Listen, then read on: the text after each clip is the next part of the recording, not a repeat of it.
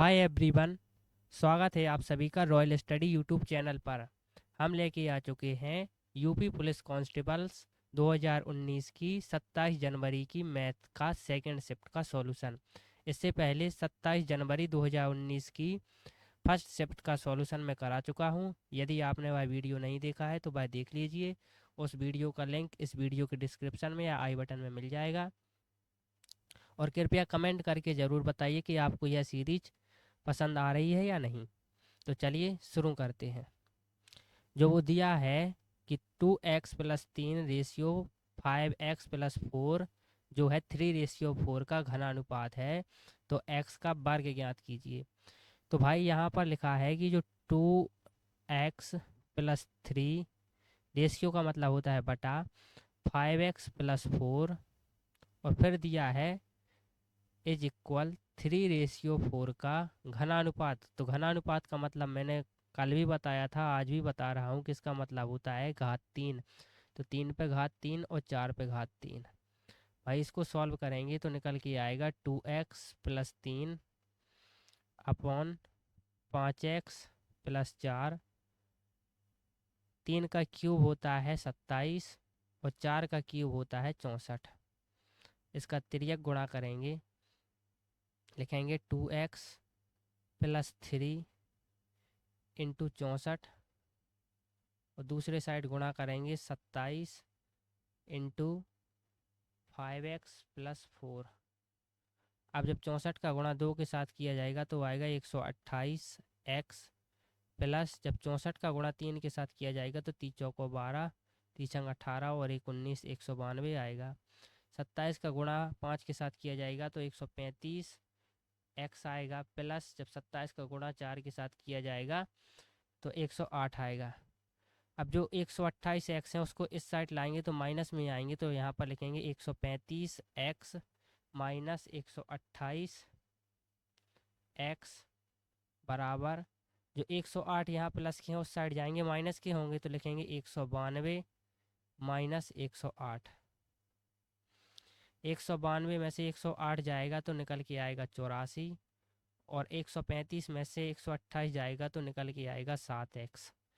तो 7x जो निकल के आया वो निकल के आया कितने के बराबर, 84 के बराबर। तो जो x बराबर निकल के आएगा 84/7, जिसका मान होता है 12, क्योंकि 7 एकम 7, 7 एकम 7 बचेगा 1, 7 दूनी 14। तो x बराबर निकल के आया 12।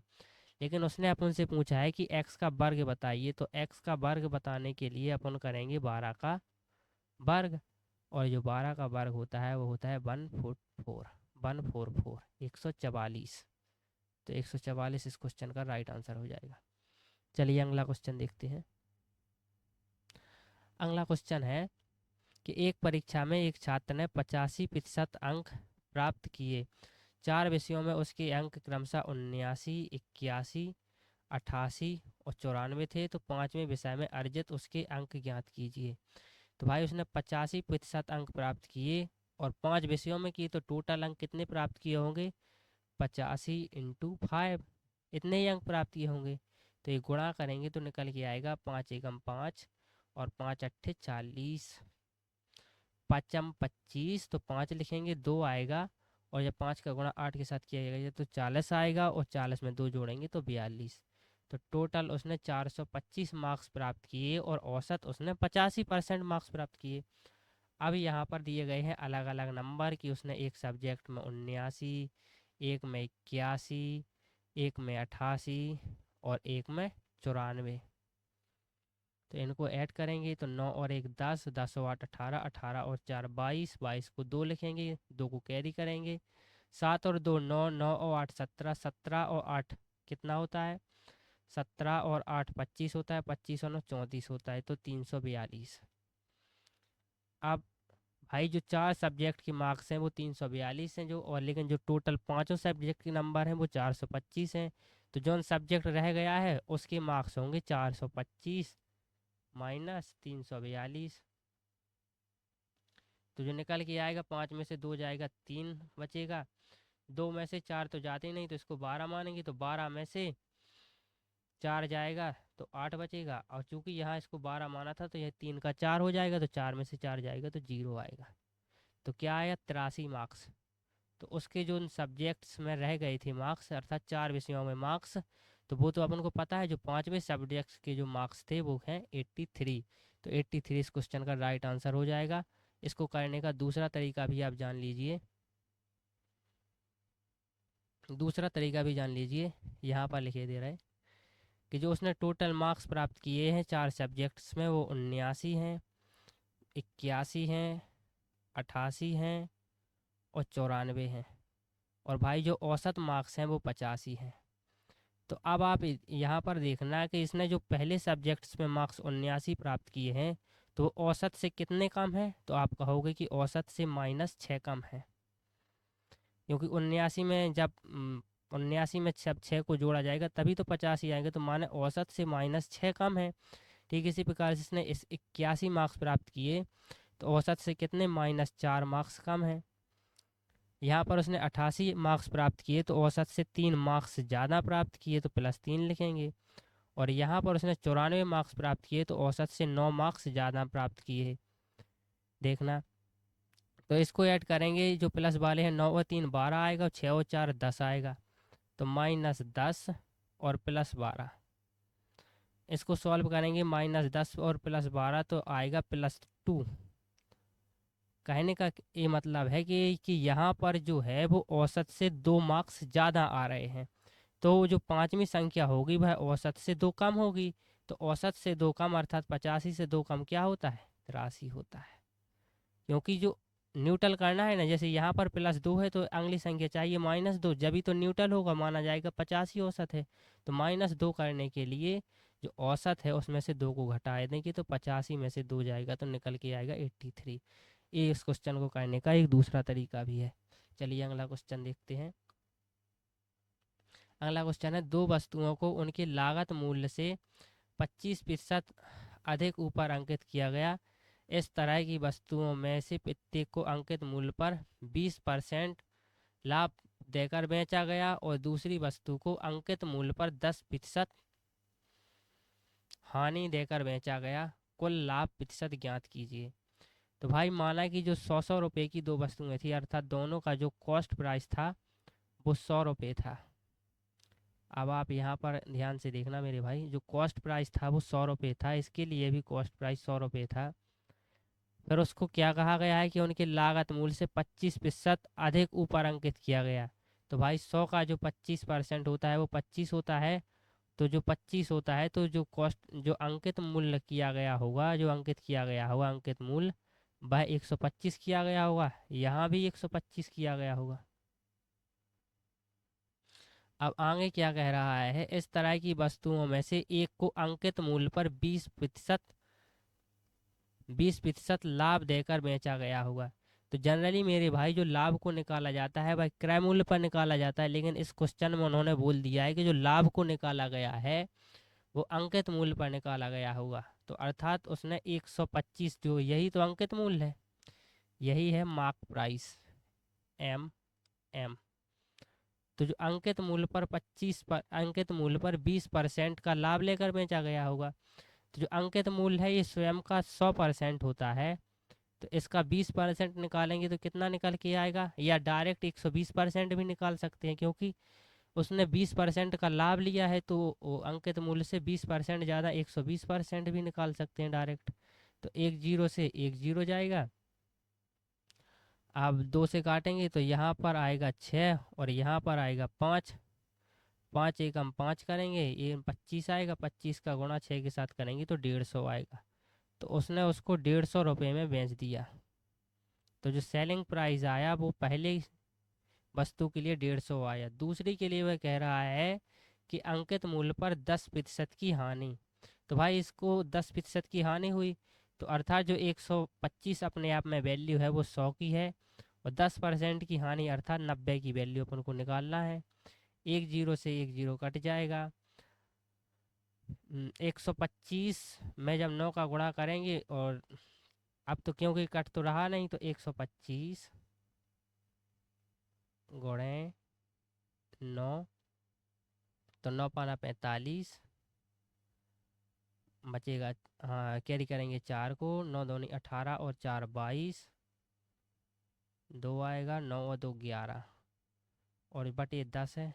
इस 10 की वजह से यहाँ पर दशमलव आ जाएगा तो निकल के आएगा 112.5, तो माने 112.5। तो दूसरा सेलिंग प्राइस जो निकल के आया वो क्या निकल के आया, 112.5। तो टोटल लाभ कितने का मिला मेरे भाई, 50 का लाभ यहाँ पर मिला क्योंकि 100 की चीज़ है, और 12.5 का लाभ यहाँ पर मिला क्योंकि 112.5 में बेचा गया। तो टोटल लाभ कितने का मिला, 50 प्लस 12.5, तो ये निकल के आएगा 62.5। भाई 62.5 का लाभ हुआ कितने पर, एक 100 रुपये की वस्तु ये थी और 100 रुपये की वस्तु ये थी, तो टोटल 200 रुपये की वस्तुओं पर 62 पॉइंट, एक सेकेंड, 62.50 का लाभ हुआ। तो 100 पर कितना, क्योंकि लाभ अपन को प्रतिशत में पूछा है, तो 2 जीरो से 2 जीरो जाएगा। अब जब इसमें 2 का भाग देंगे तो 3 दूनी 6, 2 एकम 2, 2 दूनी 4 और 2 पंचे 10, तो 31.25 निकल के आएगा, 31.25, और यही इस क्वेश्चन का राइट आंसर हो जाएगा। चलिए अगला क्वेश्चन देखते हैं। अगला क्वेश्चन है 30% और 10% की दो अनुक्रमांकित छूट देने के बाद एक वस्तु को 945 रुपये में बेची गई वस्तु का लागत मूल्य ज्ञात कीजिए। तो भाई जो लागत मूल्य होता है भाई मार्क प्राइस होता है, तो वस्तु के पर जो 30% और 10% की दो अनुक्रमांकित छूट दी गई हैं उसका जो फॉर्मूला होता है, अनुक्रमांकित छूट का जो फॉर्मूला होता है, अनुक्रमित छूट का जो फॉर्मूला होता है वो होता है A+B minus A/B divide by 100। तो ये यहाँ पर छूट है बेसिकली, तो ये एक बार कितने की छूट दी गई है, 30% की, दूसरी बार 10% की, तो +10 लिखेंगे, माइनस 30 × 10 करेंगे, अपॉन 100 करेंगे। इस 2 जीरो से 2 जीरो ये कट जाएंगे। अब यहाँ पर 30 और 10 40, 40 माइनस 3 जो निकल के आएगा 37। तो टोटल 37% की छूट देने के बाद वस्तु को 945 में बेचा गया। तो भाई 37% की तो छूट दी गई, तो कोई भी वस्तु जो होती है अपने आप में 100% होती है, उस पर यदि आपने 37% की छूट दे दी तो उसको बेचा कितने में, 63% में, अर्थात 63% में। तो इसी 63% की जो वैल्यू है वो क्वेश्चन में दी गई है 945, इतने में ही सेल किया है, तो अपन को निकालने के लिए बोला है 100% की वैल्यू। अब इसको काटेंगे, 9 से काट सकते हैं, 9 7 63 आएगा, 9 एकम 9, और फिर आएगा 4, 4 में भागने जाएगा तो 0 आएगा, 9 पाना 45। फिर 7 से काटेंगे, 7 एकम 7, फिर 7 एकम 7 3 बचेगा, 7 पाना 35, 15 का गुणा जब 100 के साथ करेंगे तो निकल के आएगा 1500, और यही इस क्वेश्चन का राइट आंसर हो जाएगा। एकदम सिंपल क्वेश्चन था। सिर्फ ये याद रखना कि जब दो छूट दी जाएं तो वो, जब दो छूट दी जाएं तो वो बराबर होती हैं A+B minus A/B divide by 100 के। चलिए अगला क्वेश्चन देखते हैं।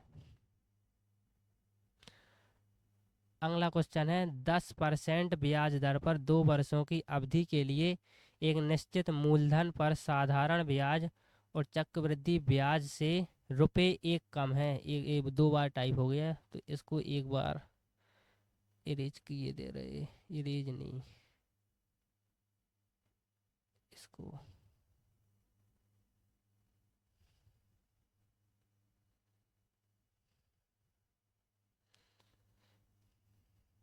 रुपये 1 कम है तो मूलधन ज्ञात कीजिए।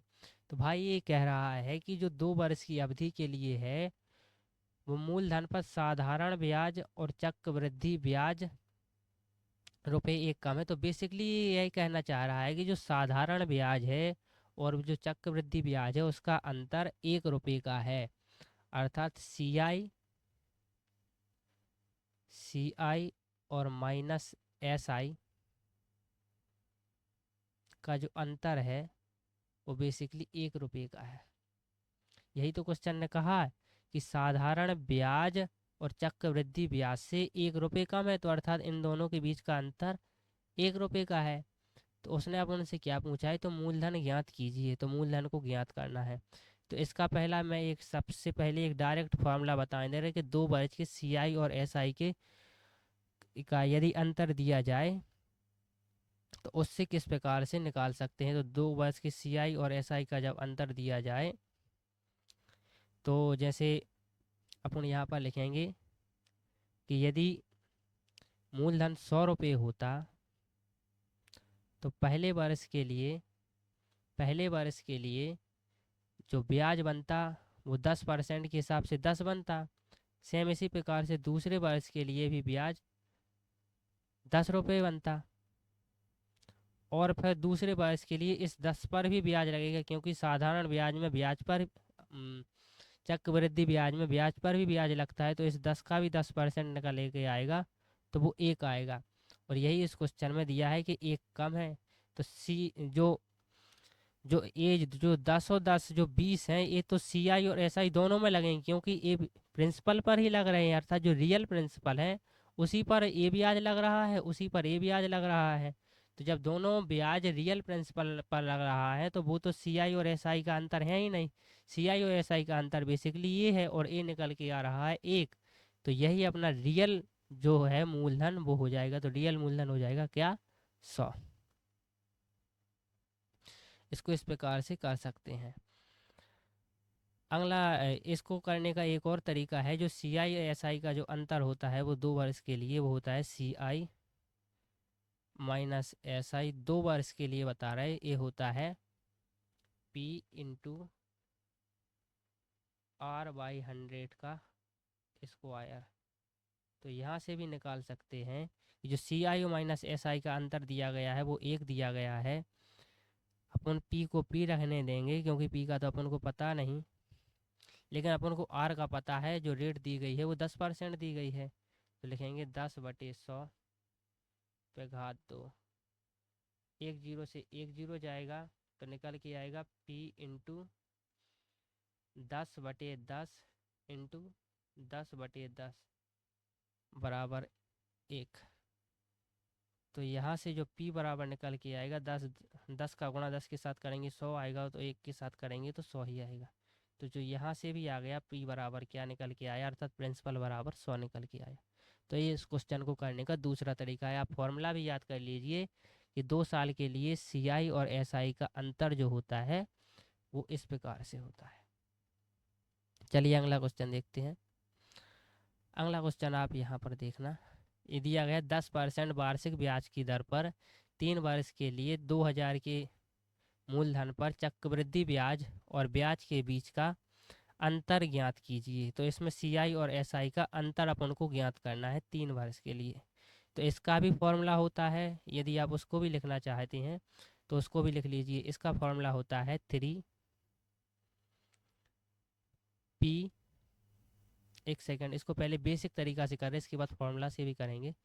तो बेसिक तरीका से क्या करने के लिए आपको क्या करना पड़ रहा है कि माना कि जो प्रिंसिपल है, पहले रेट को लिख लीजिए 10% है, तो 10 के क्यूब को कर लेंगे हमेशा। जब भी 3 वर्ष को निकालना पड़ा तो निकल के आएगा 1000। तो माना कि जो प्रिंसिपल है वो 1000 था, तो पहले वर्ष के लिए जो 10% की रेट से लगेगा तो ब्याज निकल के आएगा 100। दूसरे वर्ष के लिए भी निकल के आएगा 100। तीसरे वर्ष के लिए भी निकल के आएगा 100। तो भाई ये जो 100 निकल के आया ना, ये तो रियल प्रिंसिपल पर ही ब्याज लग रहा है, और जो प्रिंसिपल पर ब्याज लगता है तो वो साधारण ब्याज और चक्रवृद्धि दोनों के लिए बराबर होता है। अर्थात अगर ये जो पैसे हैं जो 1000 रुपये हैं, अगर अपन ने 1000 रुपये हैं, अगर अपन ने अगर साधारण ब्याज पर भी दिए होते तब भी इतना ही ब्याज लगता। दिक्कत साधारण ब्याज और चक्रवृद्धि ब्याज में तब आती है जब ब्याज और ब्याज पर ब्याज लगता है, तो वहाँ चक्रवृद्धि ब्याज और साधारण ब्याज अलग हो जाते हैं। जैसे इस 100 पर भी 10% के हिसाब से ब्याज लगेगा तो 10 निकल के आएगा। इस 100 पर भी यहाँ पर तीसरे साल में लगेगा तो 10 आएगा, और इस 100 की वजह से भी तीसरे साल में ब्याज लगेगा, 10 आएगा, और इस 10 की वजह से भी ब्याज लगेगा, निकल के 1 आएगा। तो भाई ब्याज पर ब्याज कहाँ लगा, एक बार यहाँ पर लगा जब यहाँ से यहाँ पर लिया गया, दूसरी बार यहाँ से यहाँ पर लिया गया, और तीसरी बार यहाँ से देखना यहाँ लिया गया ब्याज पर ब्याज, और चौथी बार यहाँ से यहाँ पर ब्याज लिया गया। तो जो ब्याज पर ब्याज लिया जाता है बेसिकली वही सीआई और एसआई का अंतर होता है। ये जो है जो 100 निकल के आया, या ये जो 100 निकल के आया, या ये जो 100 निकल के आया, वो तो रियल प्रिंसिपल अर्थात जो अपन ने 100 माना है उस पर निकल के आया। तो ये निकल के आया कितना, 10, 20, 30 और एक 31। तो भाई जो 31 है सीआई और एसआई का अंतर जब प्रिंसिपल 1000 होता है। लेकिन क्वेश्चन में ये कहा गया है कि प्रिंसिपल 1000 नहीं है, प्रिंसिपल है 2000। तो अपन कह सकते हैं कि जो 2000 प्रिंसिपल है, अर्थात एक second, just a second, 2000 principal के लिए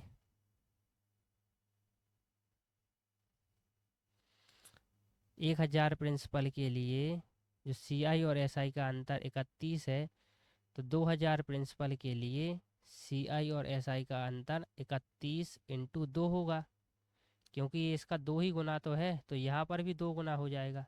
तो 31 के 2 के साथ गुणा करेंगे तो ये निकल के आएगा 62, और यही इस क्वेश्चन का राइट आंसर हो जाएगा। वैसे 3 साल के लिए भी सीआई और एसआई के अंतर का एक फॉर्मूला है, तो सीआई माइनस एसआई 3 वर्ष के लिए भी एक फॉर्मूला है, उसको भी आप याद कर लीजिए। वो होता है 3p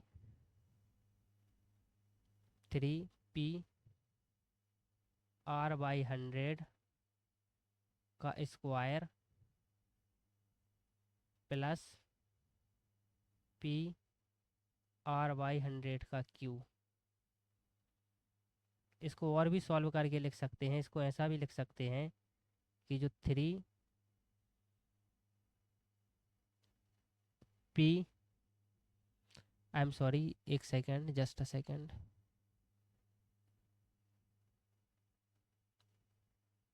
यहाँ से कॉमन निकल के आएगा p और p और r²/100, तो अपन यहाँ से लिखेंगे p r/100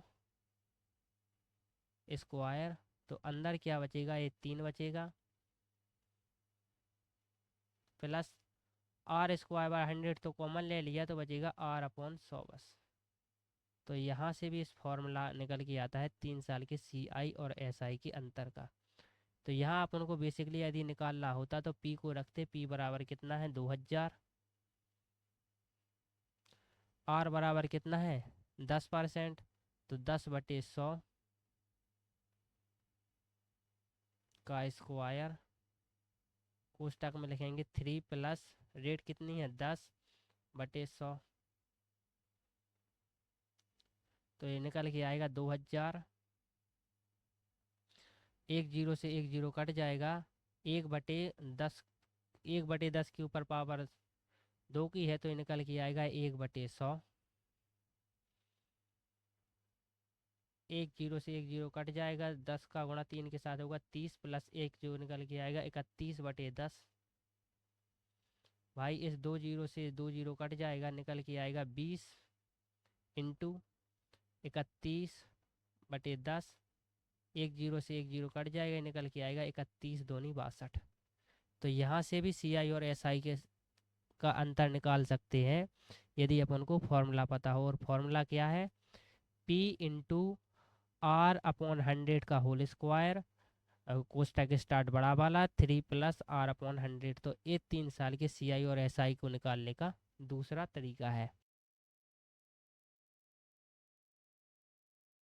क्वेश्चन कह रहा है कि जो 3 साझेदार एक्स, वाई और जेड ने लाभ साझा किया, यदि कुल लाभ 3000 का था, जिसमें एक्स का हिस्सा जेड की तुलना में 400 कम था और वाई का हिस्सा जेड की तुलना में 200 कम था, तो x ratio y ratio z का लाभ साझा करने का अनुपात ज्ञात कीजिए। तो अपन ये तो जानते हैं कि जो x plus y plus z को जो लाभ हुआ होगा वो टोटल 3000 का लाभ हुआ होगा। इसके अलावा कहा गया है कि जेड का हिस्सा अर्थात x का हिस्सा जेड की तुलना में 400 कम है, तो कहेंगे कि जेड माइनस जो x बराबर है वो 400 है। और दूसरे समीकरण में के लिए कहा गया है कि जो y का हिस्सा है वो जेड की तुलना में 200 कम है, तो जेड माइनस जो y है वो बेसिकली कितना है 200। तो जो यहाँ से निकल के आएगा, यहाँ से अपन y को उस साइड ले जाएंगे तो y इस साइड आएगा और 200 जो इस साइड है वो इस साइड आएंगे, तो जेड माइनस 200 बराबर है किसके y के। तो इस पहले समीकरण में जिसमें x plus y plus z बराबर 3000 है, y का मान रखेंगे तो y बराबर कितना है जेड माइनस 200। तो यहाँ पर रखेंगे x प्लस वाई की जगह रखेंगे जेड माइनस 200 प्लस जेड बराबर 3000। ये माइनस के 200 है, उस साइड जाएंगे तो प्लस के 200 हो जाएंगे, तो ये हो जाएगा 3200। ये हो जाएगा 2z, एक जेड ये है एक जेड ये है, तो 2z प्लस एक्स बराबर 3200। और दूसरा समीकरण है जेड माइनस एक्स बराबर 400, तो जेड माइनस एक्स बराबर 400। अब भाई इन दोनों समीकरणों को जोड़ेंगे, और जब इनको जोड़ेंगे तो 2z प्लस एक्स और z माइनस एक्स, तो 2z और एक z हो जाएंगे 3z, और x से x जाएगा तो 0 हो जाएगा, कुछ नहीं बचेगा, और 3200 400 हो जाएंगे 3600। तो 3z बराबर 3600, तो z बराबर निकल के आएगा 3600/3, जो निकल के आएगा 1200। तो बेसिकली अपन को z का मान पता चल गया कि z बराबर कितना है 1200। ये जो समीकरण है इसमें z बराबर 1200 रखेंगे तो 1200 माइनस एक्स बराबर 400 है। तो यहाँ से जो x बराबर निकल के आएगा वो 1200 माइनस 400, जो निकल के आएगा x बराबर 800। तो x की वैल्यू भी निकल आई, z की वैल्यू भी निकल आई, और इस समीकरण से z माइनस वाई बराबर 200 से, तो z की वैल्यू 1200 है माइनस वाई 200 है। तो इस y को उस साइड ले जाएंगे प्लस का आएगा, इस 200 को उस साइड ले जाएंगे माइनस का, तो 1200 में से 200 जाएगा तो निकल के आएगा 1000।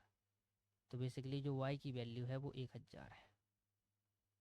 अब तो निकल के आया x y और z 800 1000 और 1200। 2 जीरो से 2 जीरो 2 जीरो कट जाएगा तो 8:10:12 आया, या इसी को लिख सकते हैं 4:5:6। 2 से भाग देंगे बेसिकली, तो 4:5:6 इसी क्वेश्चन का आंसर हो जाएगा।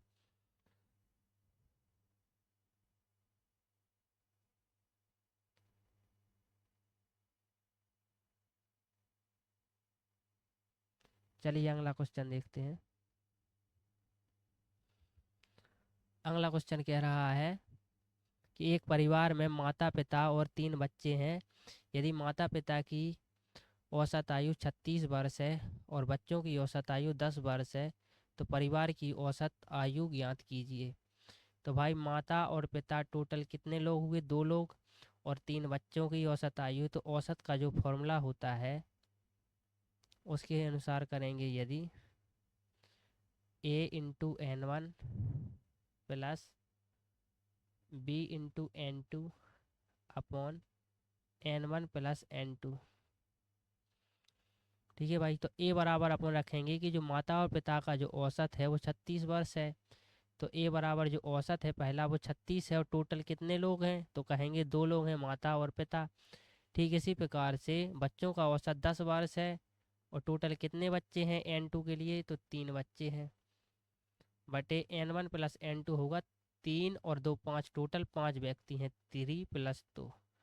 तो यहाँ से 36 दूनी 72 होगा, 10×3 = 30 होगा, अपॉन 5 होगा, तो 72 और 30 होगा 102/5, और इसको जब सॉल्व करेंगे तो आएगा 5 एक 5 दूनी 10, 2 में भाग नहीं जाएगा तो 0 आएगा, और 20 सही 2/5, तो 20 सही 2/5 इस क्वेश्चन में है नहीं है, तो और सॉल्व करेंगे तो 2/5 को अपन लिख सकते हैं 0.4, तो निकल के आएगा 20.4, और यही इस क्वेश्चन का राइट आंसर हो जाएगा। चलिए अगला क्वेश्चन सॉल्व करते हैं।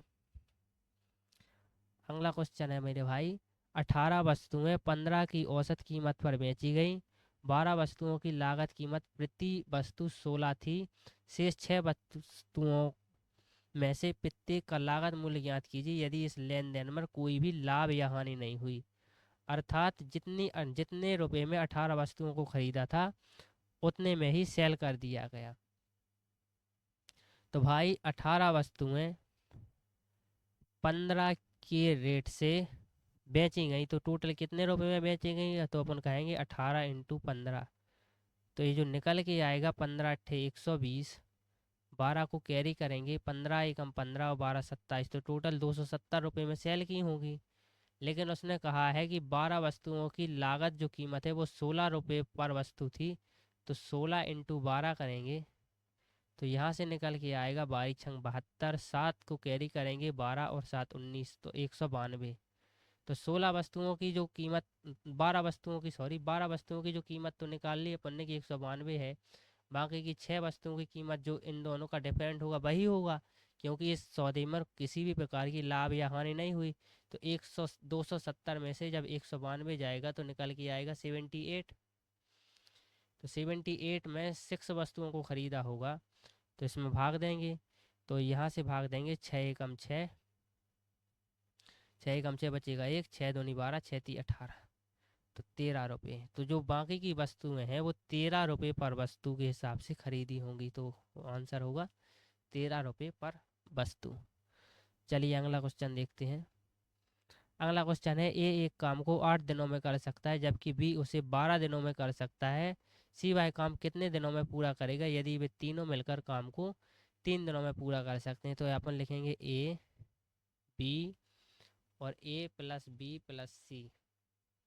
ए भाई उस काम को 8 दिनों में कर रहा है, बी उसी काम को 12 दिनों में कर रहा है, और सी उसी काम तीनों मिलकर उस काम को 3 दिनों में पूरा कर रहे हैं। तो इनका एलसीएम लेंगे तो निकल के आएगा 24, 8 का भाग 24 में देंगे 3 बार जाएगा, 12 का 2 बार जाएगा, 3 का 8 बार जाएगा। तो भाई ए की एफिशिएंसी 2 है, बी की एफिशिएंसी ए की एफिशिएंसी 3 है, बी की एफिशिएंसी 2 है, तो सी की एफिशिएंसी कितनी होगी 3 और 2 5, तो ए और बी की टोटल एफिशिएंसी 5 है, और लेकिन ए और बी और सी की एफिशिएंसी का जोड़ कितना है 8 है, तो सी की एफिशिएंसी कितनी होगी 3, तो सी की एफिशिएंसी जो होगी वो 3 होगी, तभी तो 3 2 5 और 3 8 हो रही हो, तीनों की एफिशिएंसी 8 ही है, तो 3 की एफिशिएंसी से वर्क करेगा।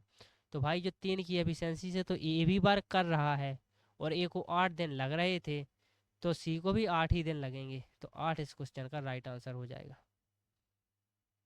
चलिए अगला क्वेश्चन देखते हैं। अगला क्वेश्चन है, यात्रा पर गया एक आदमी पहले 120 किलोमीटर 60 किलोमीटर पर घंटा की गति से और अगले 120 किलोमीटर 80 किलोमीटर पर घंटा की औसत गति से तय करता है। यात्रा में औसत चाल ज्ञात कीजिए या औसत गति ज्ञात कीजिए।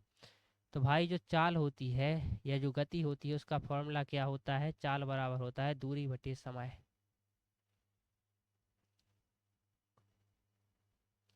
तो अब उन्होंने ये तो बता दिया कि 120 किलोमीटर की दूरी 60 की स्पीड से कर रहा है, लेकिन ये नहीं बताया कितना टाइम लगेगा। तो टाइम अपन निकालेंगे तो समय बराबर क्या होता है भाई, समय बराबर होता है दूरी बटे चाल। 120 किलोमीटर चल रहे हैं 60 की स्पीड से, तो टोटल 2 घंटे का टाइम लगेगा, और दूसरी बार भी 120 किलोमीटर का चल रहे हैं 80 की स्पीड से, तब टाइम कितना लगेगा, 10 से 10 जाएगा, 12/8, 4 दूनी 8, 4 ती 12, 3/2 को अपन लिख सकते हैं 1.5 आवर 1.5। तो टोटल टाइम कितना लग रहा है 2 घंटे यहाँ पर और 1 घंटा 1.5 घंटे यहाँ पर, माने 1.5, तो टोटल टाइम लग रहा है 3.5।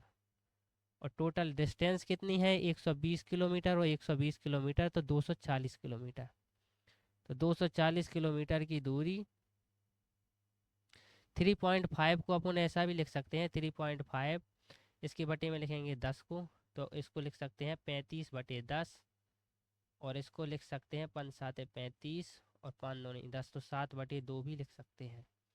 ठीक है मेरे भाई, तो 240/7 और बटे 2, और जब भी मुख्य बटा के नीचे एक और बटा में आ जाए तो इसका गुणा यहाँ पर हो जाएगा, तो यहाँ पर लिखेंगे 240 × 2/7। अब इसमें भाग देंगे, 240 का पहले 2 बार गुणा करेंगे तो ये निकल के आएगा 480/7। अब इसमें भाग देंगे तो 7×7 = 49 बचेगा, 6×7 = 56 बचेगा, 4 7×5 = 35 बचेगा, 5 7×7 = 49, तो 78.57। 7×7 नहीं, 49 से तो कम ही है ना, तो 7×6 = 42 आएगा, तो 6 तो 68.57। तो 68.57 इस क्वेश्चन का राइट आंसर हो जाएगा, 68.57। चलिए अगला क्वेश्चन देखते हैं। अगला क्वेश्चन है, दो कारों की गति का अनुपात 10:11 है। यदि पहली कार 10 घंटे में 500 किलोमीटर की दूरी तय करती है तो दूसरी कार, तो भाई जो कार की जो स्पीड का जो रेशियो है वो है 10:11। यदि एक जो कार है 10 घंटे में 500 किलोमीटर चलती है तो 1 घंटे में कितनी चलेगी, 500/10, जो निकल के आएगा 50। और 1 घंटे में चली गई दूरी को ही तो स्पीड कहते हैं, तो निकल के आएगा 50 किलोमीटर/आवर। तो जो 10 की वैल्यू है वो निकल के आई 50, तो 11 की वैल्यू अपन को निकालने के लिए बोला है। तो अपन कहेंगे कि जो 10 की वैल्यू है वो 50 है, तो 11 की वैल्यू क्या होगी, 1 0 से 1 0 कटेगा तो निकाल के आएगा 55 किलोमीटर/आवर। ये इस क्वेश्चन का राइट आंसर हो जाएगा। चलिए अगला क्वेश्चन देखते हैं।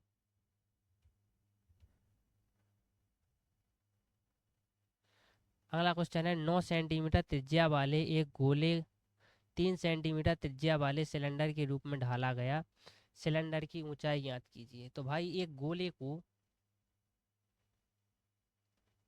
को सिलेंडर बनाया गया बेसिकली। तो सिलेंडर क्या होता है, बेलन होता है, बेलनाकार होता है।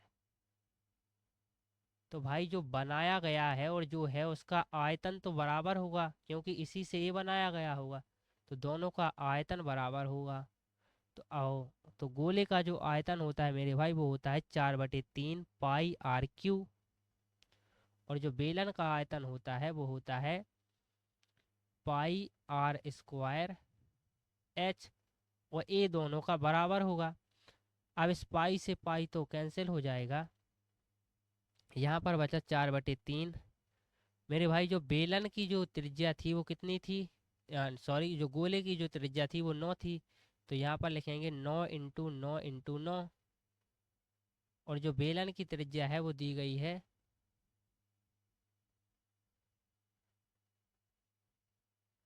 वो दी गई है 3, तो यहाँ पर लिखेंगे 3 × 3 × h। 3 × 3 होता है 9, तो इस 9 से ये 9 कैंसिल हो जाएगा, 3 एकम 3 करेंगे, 3 का 9 होगा, 9×3 = 27 होगा, 27 का गुणा 4 के साथ किया जाएगा तो 108 होगा। तो जो h बराबर निकल के आएगा वो 108 होगा, और यही इस क्वेश्चन का राइट आंसर हो जाएगा। मैंने आपको क्या बताया कि जो गोला है उसी से बेलन को बनाया जा रहा है, तो जो गोले का आयतन होगा और जो बेलन का आयतन होगा वो समान होगा। गोले के आयतन का फॉर्मूला होता है 4/3 पाई r3, जो इक्वल होगा बेलन का जो आयतन होता है πr² h के। दोनों में पाई है तो पाई से पाई कैंसिल हो जाएगा, इसका मान रखेंगे तो h बराबर निकल के आएगा 108। चलिए अगला क्वेश्चन देखते हैं। अगला क्वेश्चन है, 6 से विभाजित सबसे छोटी 4 अंक वाली संख्या के अंकों का योग और 11 से विभाजित सबसे छोटी संख्या के अंकों का योग गुणनफल ज्ञात कीजिए। तो इसके लिए भी 4 ही अंक बोले हैं, 11 के लिए भी, वो बेसिकली यहाँ पर टाइप करने में मिस्टेक हो गया होगा। तो 6 अंक से विभाजित 4 अंकों वाली संख्या के अंकों का योग, तो पहले अपन लिखेंगे भाई जो 4 अंकों की सबसे छोटी संख्या होती है वो लिखने का तरीका मैं कई बार बता चुका हूँ कि पहले 1 को लिखिए, फिर n-1 टाइम 0 को लिखिए। तो n का मतलब क्या है, जितने अंक की, तो 4 अंक हैं तो 4 में से 1 जाएगा, 3 बार 0 को लिखिए, 1 2 3। तो ये 4 अंक की सबसे छोटी संख्या हो गई। अब इसमें डिवाइड करेंगे अपन 4 का, तो 4 दूनी 8 होगा, 2 आएगा, 2 पे 0 को उतारेंगे, आई एम सॉरी, यहाँ पर 4 से 6 से भाग देना है, क्योंकि अपन को क्या बोला गया है, 6 से विभाजित सबसे छोटी संख्या, तो 6 से भाग देना पड़ेगा। एक सेकंड, इसको इरेज कर रहे हैं। बेसिकली 4 अंक की संख्या लिखनी थी, 4 से भाग नहीं देना था, तो वो निकल के आई क्या, 1000। अब इसको 6 से भाग देंगे, 6 से भाग देंगे तो 6 एकम 6 होगा, निकल के आएगा 4, 6 में से 4, 10 में से 6 जाएगा तो बचेगा 4। अब 0 आएगा, 6 संग 36 होगा, अब 4 बचेगा, फिर 0 आएगा, फिर 6 संग 36 होगा, निकल के आएगा जो 4 शेषफल आएगा, अर्थात 4 शेषफल आ रहा है जब 1000 में 6 का भाग दे रहे हैं। यदि अपन ये चाहें कि 4 शेषफल ना आए तो इसमें 4 को ऐड कर दीजिए, इसमें आई एम सॉरी 2 को ऐड कर दीजिए या 4 को माइनस कर दीजिए, तो एक संख्या होगी 996 या एक दूसरी संख्या होगी 1002। तो इसमें 2 को ऐड करना पड़ेगा, तो अर्थात 1002 वो सबसे छोटी संख्या है जब 6 से भाग दिया जाएगा तो 0 शेषफल बचेगा। तो इनके अंकों का योग कितना है, 2 और 3। ठीक इसी प्रकार से 11 के लिए करेंगे, तो 11 के लिए भी सबसे छोटी संख्या 1000 ही होगी 4 अंकों की। 11 से भाग देंगे, 11-99 आएगा, बचेगा 1, 1 पे उतारेंगे 0, भागना जाएगा 0 आएगा, जो 10 शेषफल आ गया। तो या तो एक संख्या इससे 10 कम होगी या 1 ज़्यादा होगी, तो 10 कम 990 होगी, तो वो 3 अंक की होगी। तो इस पर 1 को ऐड करेंगे तो 1001। इसके अंकों का योग निकालेंगे तो 1 और 1 2 होगा, तो यहाँ अंकों का योग 3 हुआ, यहाँ अंकों का योग 2 हुआ, इन दोनों का जो गुणा करेंगे तो निकल के आएगा 6, और यही इस क्वेश्चन का राइट आंसर हो जाएगा। चलिए अगला क्वेश्चन देखते हैं। अगला क्वेश्चन है, सबसे बड़ी 5 अंकों की संख्या और सबसे छोटी 4 अंकों वाली संख्या के बीच का अंतर। तो 5 अंकों की सबसे बड़ी संख्या के लिए मैंने बताया कि 5 बार 9 को लिख दिया जाता है, 3 4 और 5। और 4 अंकों की सबसे छोटी संख्या तो मैं बता ही चुका हूँ, 1 को लिखकर बाकी 0। इसको घटाएंगे तो 9 9 9 9 में से 1 जाएगा 8 और 9, 98,999, 98,999, यही इस क्वेश्चन का राइट आंसर हो जाएगा। चलिए अगला क्वेश्चन। अगला क्वेश्चन है ये, किसी कक्षा के बच्चों के बीच मुफ्त नोट्स बुक्स समान रूप में बांटे गए। प्रत्येक बच्चे को मिली नोटबुक की संख्या बच्चों की संख्या का 1/x थी। यदि बच्चों की संख्या आधी होती है तो प्रत्येक को नोटबुक्स 16 नोट्स बुक्स मिलते हैं, तो कुल नोट्स बुक्स कितनी बांटी गई हैं। तो भाई माना कि x बच्चे थे, तो प्रत्येक को नोट्स बुक्स कितनी मिली, x का 1/8। फिर उसने जो कंडीशन रख दी कि यदि बच्चों की संख्या आधी कर दी जाए, तो भाई जब बच्चों की संख्या आधी कर दी होगी अर्थात x से x/2 कर दी होगी, तो जो नोट्स बुक्स x का 1/8 बाँची जा रही थी तो इसमें 2 का गुणा हो जाएगा, क्योंकि यदि संख्या ज़्यादा कर दी तो नोट्स बुक तो उतनी ही है। जैसे 5 व्यक्ति थे, आई एम सॉरी ये 10 को मानना पड़ेगा, और से नहीं होगा। जैसे कहा जाए कि 10 व्यक्ति थे, उनको 2-2 बुक मिल रही थी, और फिर बच्चे जो व्यक्ति हैं वो 5 बचे, तो उनको फिर क्या होगा, 10 व्यक्तियों को 2-2 बुक मिल रही थी, तो 5 व्यक्तियों को 4-4 बुक मिलेंगी। ठीक इसी प्रकार से मैं यहाँ कहने की कोशिश कर रहा हूँ कि जब बच्चों की संख्या x थी तब x का 1/8 मिल रही थी, लेकिन जब बच्चों की संख्या आधी कर दी गई तो नोट्स बुक की संख्या कितनी हो जाएगी, दोगुनी हो जाएगी। तो x/1/x इंटू 2, तो यहाँ से निकल के आएगा 2x/8 और जो इक्वल है किसके, 16 के, क्योंकि 16 ही की तो किताबें मिल रही हैं मेरे भाई। 16 नोट्स बुक्स मिलती हैं जब बच्चों की संख्या को आधा कर दिया जाता है। तो यहाँ से निकल के आएगा, दो से इसको काट भी सकते, दो एकम दो, दो दूनी चार, तो x बराबर निकल के आया 64। तो भाई उस कक्षा में जो बच्चों की संख्या है वो कितनी है, 64 है। और प्रत्येक को दे कितना रहे हैं, 64 का 1/8। तो 8 एकम 8, 8 उठैया 64। तो प्रत्येक को 8 पुस्तकें दे रहे हैं। तो कुल नोट्स बुक्स कितनी होगी, 64 इंटू 8, 8 चौका 32, 3 आएगा 8 छंग 48 और 3 51 आएगा। तो ये होगा 512। चलिए अगला क्वेश्चन देखते हैं। अगला क्वेश्चन है, एक्स इमारत के बीच 11वीं मंजिल पर लिफ्ट में जाता है और 57 मंजिल प्रति मिनट की दर से ऊपर जाता है। उसी समय वाई उसी इमारत के 51वीं मंजिल पर लिफ्ट में जाता है और 63 मंजिल प्रति मिनट की दर से नीचे उतरता है। यदि वे इन गतियों से यात्रा करना जारी रखते हैं तो किस मंजिल पर उनकी लिफ्ट एक दूसरे को पार करेगी। तो भाई ये लिफ्ट है,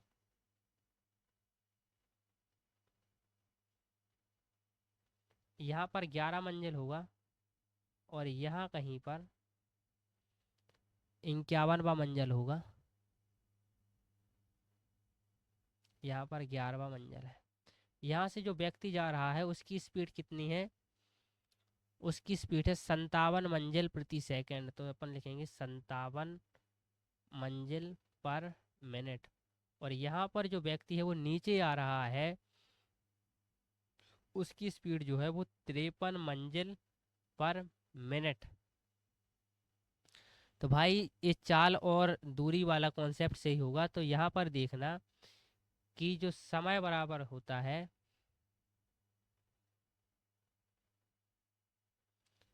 वो होता है दूरी बटे चाल। और यहाँ से चाल इसको इस साइड ले जाएंगे तो ऐसा भी कह सकते हैं जो चाल बराबर होता है वो होता है दूरी बटे समय।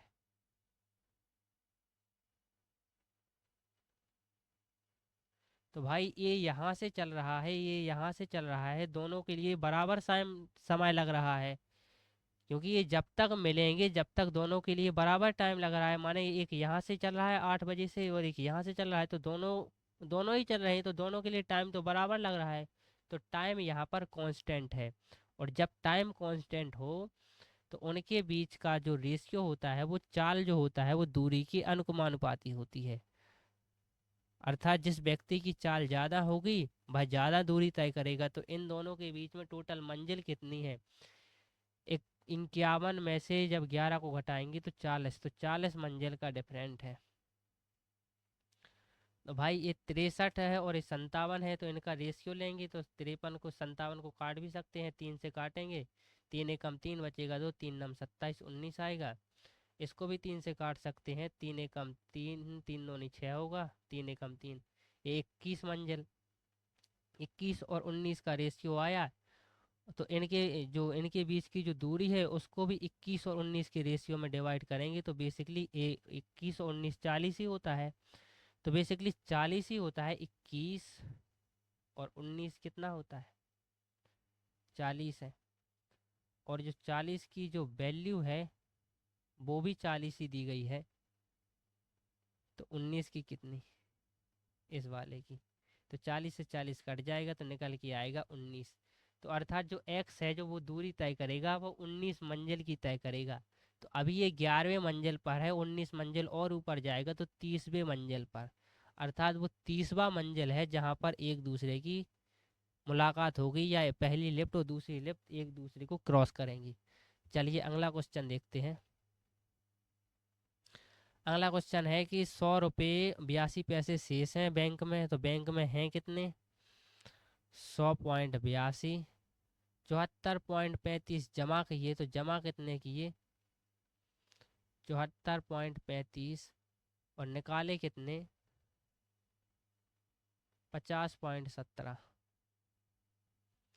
तो यहाँ से देखना भाई, जो निकाले हैं उसको बैंक में जितने हैं उससे घटा देंगे तो 100.82 में से 50.17 को घटाएंगे तो 12 में से 7 जाएगा तो 5 बचेगा, 8 में से 2 जाएगा तो 6 बचेगा, और फिर 100 में से 50 जाएगा तो ये 50 ही बचेगा। तो 50 रुपये 65 पैसे, और इसके साथ साथ जमा भी किए कितने के, 74 रुपया 35 पैसा। तो इसको भी ऐड करेंगे तो ये निकल के आएगा 125 रुपये।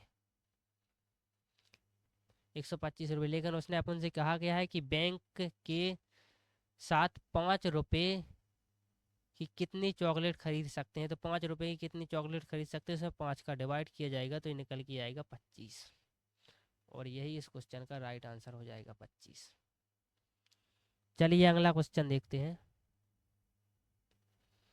अगला क्वेश्चन है, भाई छोटी से छोटी संख्या कौन सी है जो 12, 20 और 24 द्वारा विभाजित किए जाने पर प्रत्येक दशा में 8 शेषफल बचता है। तो भाई जब भी ऐसी संख्या निकालनी पड़ती है कि 12, 20 और 24 द्वारा विभाजित करें और 8 शेषफल बचे, तो सबसे पहले अपन वो संख्या निकालेंगे जो शून्य शेषफल दे 12, 20 और जब 24 से भाग दिया जाए उसमें। तो वो संख्या होती है उनका एलसीएम, अर्थात किसी भी संख्या की एलसीएम में भाग दिया जाए तो शेषफल क्या बचता है, शून्य बचता है। और फिर उसमें अपन 8 को ऐड कर देंगे, फिर उसमें अपन 8 को ऐड कर देंगे तो वह संख्या हो जाएगी जो इन तीनों में का जब भाग दिया जाएगा उस संख्या में, तो 8 शेषफल बचेगा। भाई 12 और 20 का जो एलसीएम होता है वो तो अपन को पता है 60 होता है, लेकिन अब 24 और आ गया तो 60 को तो अपन लिख सकते हैं कि जो है 12 × 5 है, और 24 को भी लिख सकते हैं 12 × 2 है। तो 12 तो दोनों में कॉमन है तो निकल के बाहर आ जाएगा, 5 × 2 ये अलग है तो इसका गुणा हो जाएगा। तो 5 दूनी 10 और 20, तो इनका एलसीएम निकल के आएगा 120। अर्थात 120 वह संख्या है जिसमें 12, 20 और 24 का भाग दें तो कुछ भी शेषफल नहीं बचेगा, लेकिन अपन को 8 शेषफल चाहिए ना, तो इसमें 8 को ओवर ऐड कर देंगे तो 128 वह छोटी संख्या हो जाएगी जिसमें इन तीनों का भाग यदि देंगे तो 8 शेषफल बचेगा। अपन इसको ऑप्शन से भी कर सकते थे। ऑप्शन से कैसे कर सकते थे कि अपन को ये पता है कि 8 शेषफल बच रहा है, तो अर्थात 12, 20 और 24 से जब भाग देंगे तो 8 शेषफल बचेगा। तो इसमें से पहले को 8 को घटा ही दो तो शेषफल क्या बचेगा, 0 बचेगा। 8 को घटा दो, 8 को घटा दो, 8 को घटा दो, तो यहाँ से निकल के आएगा 110। अपन जानते हैं 110 में जब 12 का भाग देंगे तब ये कटेगा नहीं, कुछ ना कुछ शेषफल देगा। 120 का तो अपन को पता है वो राइट आंसर ही हो जाएगा यहाँ से। लेकिन जब 160 आएगा तब अपन 12 का भाग देंगे तो वो 12 नहीं कटेगा, 12 एकम 12 होगा, 4 निकल के आएगा, 12 × 36, तो ये भी नहीं होगा। 200 भी है, 200 में भी 12 का भाग नहीं जाएगा, तो संख्या कितनी हो जाएगी, 128। तो इस तरीके से भी कर सकते थे। तो ये रहा यूपी पुलिस कांस्टेबल 27 जनवरी की सेकंड शिफ्ट मैथ का सॉल्यूशन।